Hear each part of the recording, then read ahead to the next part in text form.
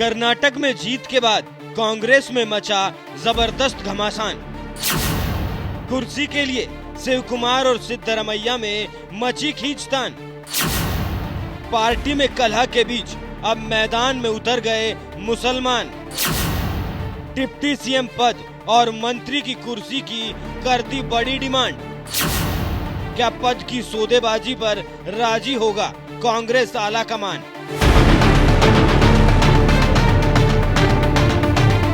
हिमाचल प्रदेश के बाद कर्नाटक विधानसभा चुनाव में भी कांग्रेस ने बीजेपी को मात देकर सत्ता हासिल कर ली, जिसके बाद से ही कांग्रेस के साथ साथ विपक्ष में भी जबरदस्त उत्साह देखा जा रहा है, क्योंकि इस जीत को विपक्ष साल 2024 के चुनाव में मोदी की हार की शुरुआत मान रहा है। अब 1-2 जीत के बाद उछल कूद मचा रहे विपक्ष के ऐसे दावे कितने सच होंगे, ये तो फिलहाल 24 के चुनाव में जनता बताएगी। लेकिन कर्नाटक जीतने के बाद कांग्रेस के सामने नई नई मुसीबतें आने लगी हैं।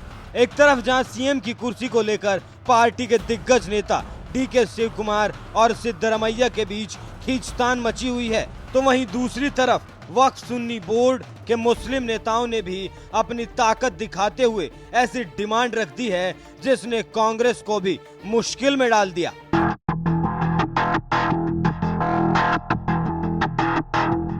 ये बात तो पूरा देश जानता है कि साल 2022 के यूपी विधानसभा चुनाव में मुसलमानों ने समाजवादी पार्टी को झाड़ कर वोट दिया था, लेकिन इसके बावजूद अखिलेश यादव सत्ता में नहीं आ सके। लेकिन यही काम मुस्लिम समुदाय ने कर्नाटक में कांग्रेस के लिए किया, जिसका असर ये हुआ कि कांग्रेस जीतकर सत्ता में लौट आई और अब कांग्रेस को जिताने के नाम पर सुन्नी वक्फ बोर्ड उसके साथ सौदेबाजी पर उतर आया है। वक्फ बोर्ड के मुस्लिम नेता खुलेआम अपने समुदाय के विधायकों को डिप्टी सीएम और मंत्री बनाने की मांग करने लगे।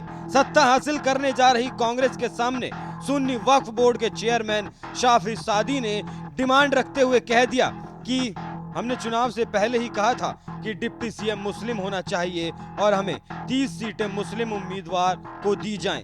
हमको 15 सीट मिली और 9 मुसलमान उम्मीदवार जीत कर आए, जबकि 72 विधानसभाओं में कांग्रेस केवल मुसलमानों की वजह से जीती। एक समुदाय के रूप में हमने कांग्रेस को बहुत कुछ दिया है, अब समय आ गया है कि हमें बदले में कुछ मिले। हम मुस्लिम डिप्टी सीएम और 5 मंत्री चाहते हैं जो गृह, राजस्व और स्वास्थ्य जैसे अच्छे पोर्टफोलियो के साथ हों।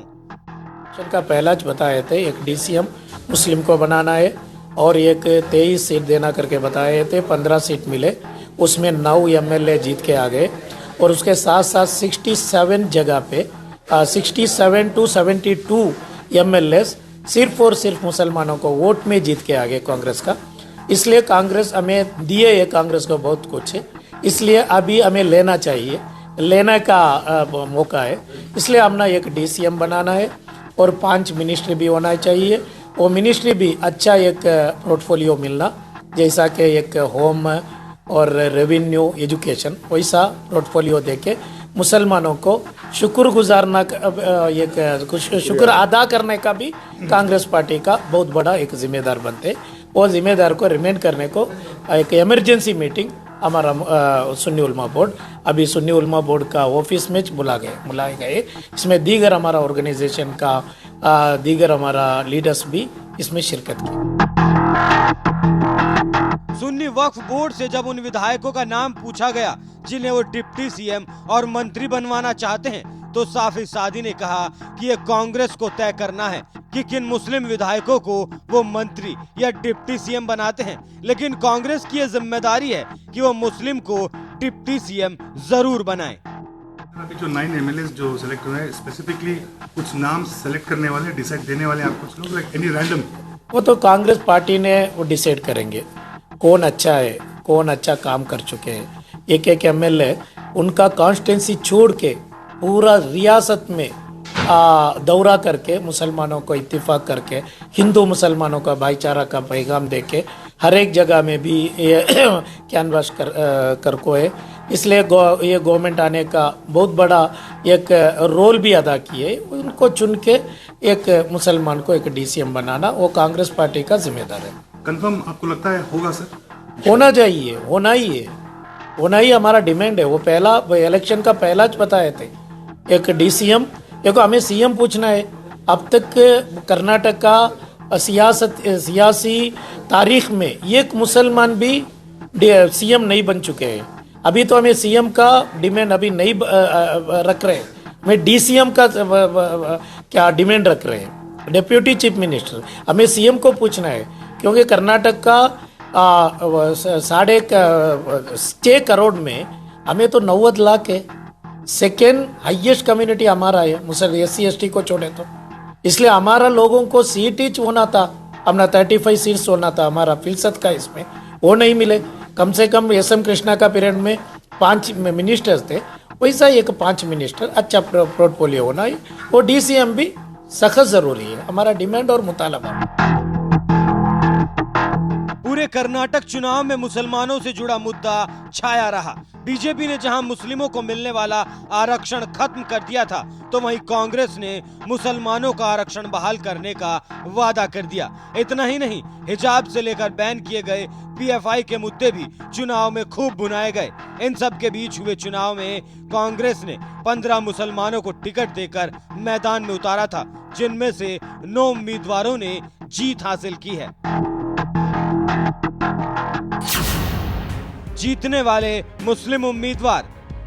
बीदर से कांग्रेस नेता रहीम खान ने 10,659 वोट के अंतर से जीत हासिल की। मंगलोर से कांग्रेस नेता UT खादर फरीद ने 22,977 वोट से जीत हासिल की। मैसूर के नरसिम्हा राजा से तनवीर सैथ ने 31,091 वोट से जीत हासिल की। बेलगावी उत्तर से कांग्रेस नेता आसिफ सैद 4551 वोट से जीत हासिल की। शिवाजी नगर से रिजवान अरशद ने 23,198 वोट से जीत हासिल की। चामराजपेट में BZ जमीर अहमद खान 53,983 वोट से जीत हासिल की। रामनगरम में HM इकबाल हुसैन ने 10,846 वोटों से जीत हासिल की।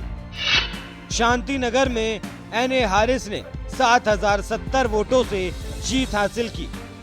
गुलबर्गा उत्तर से कांग्रेस नेता कनीज फातिमा ने 2,979 वोटों से जीत हासिल की।